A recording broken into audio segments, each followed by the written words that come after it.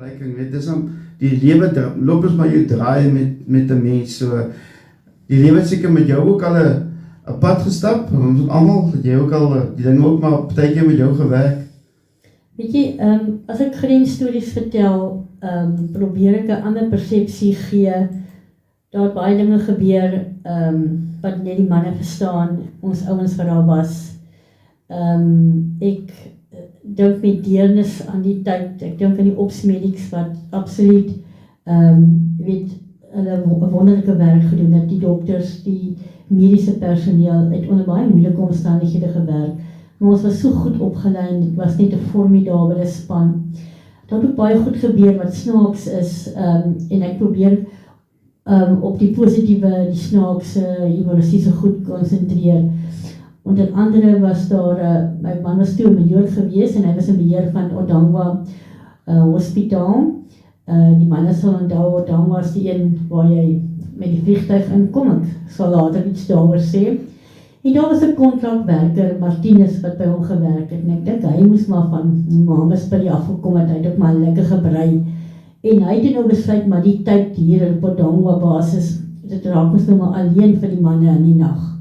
En hy het toe besluit, as hy nou oor Odangwa stap, oor die pad, dan is daar mos nou 'n klomp van die plaaslike bevolkings, ons praat maar van PB's, en hy het nou vir hom daar 'n dame bevriend mee geraak, maar goed bevriend met die dame geraak.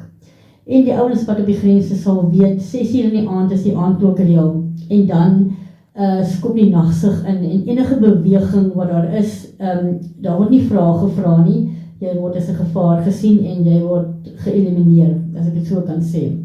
En Martinus het geweet van, hy is nou 12 in die nag klaar gekuier, en hy weet toe nou, maar hy gaan nou probleme optel. En hy vat die kaartjie van die siekeboeg in sy hand, en hy raas en hy skree en hy hardloop in die rigting van die toring. En hy weet hulle gaan vir hom skiet, en hy sê net, ek is Martinus, moet my nie skiet nie, ek werk by die siekby, bel die majoor, hy sal sê, dis ek daai. En hulle bel toe my man, hulle sê, man, Martinus is nou op 'n ander stasie, maar hy weet net van, hy gaan geskiet word, en toe het hom in 'n veilige bewaring gesit, laat hy die volgende dag die hoofpyn nou goed nou eers weer beter raak, en toe het hulle nou vir belesing gegee oor die veiligheidsaspekte. En hy was baie baie my man, want hy het hom uit alles eintlik vertrou. En toe hy nou terug gaan Suid-Afrika toe sê hy, majoor, om die vrou, sy gaan nie kom van oor die pad, sy gaan hom vra die geld vir die kind, hier is die R5, en my man sê, nee Martinus, jy kan hom nie net die R5 vir die kind gee nie, die kind, hy moet eet, die kind, hy moet kos kry, jy moet vir hom gee die 3 R5, en toe sit nog die note, hy sê, hy jyre majoor, soos baie geld, hy sê, Martinus, as jy nie vir my 3 R5 note gee nie, dan gaan ek nie vir die vrou die geld gee nie. Hy sê, nee majoor, ek tras net vir jou. Ai majoor, die 3 R5 note, hy sê, jy kry genoeg gevaar toe lag, jy kan maar regtig die 3 R5 note vir my gee. Dis toe in 'n koevert gesit, en toe roep hulle hom, sê, hier's 'n vrou van die plaaslike bevolking, en Martinus het daar gestuur, en sy kom nou die geld aan, en toe sy nou die koevert oop, en sy sien die 3 R5, en toe sy nou baie bly. Maar my man het maar baie gelag, want Martinus het met 'n baie swaar hand daai 3 R5 note afgetel. Het hy sy les geleer?